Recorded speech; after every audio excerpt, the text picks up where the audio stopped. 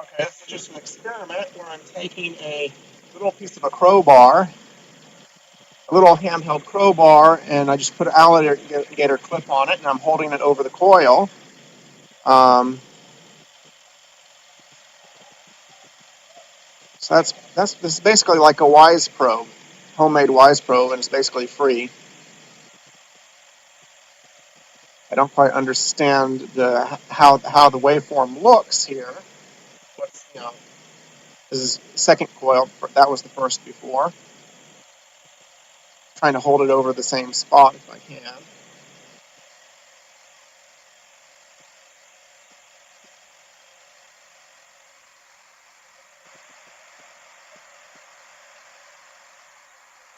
This is the third coil.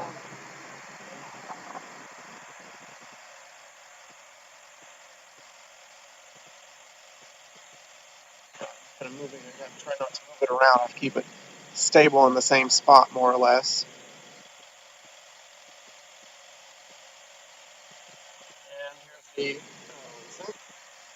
fourth coil.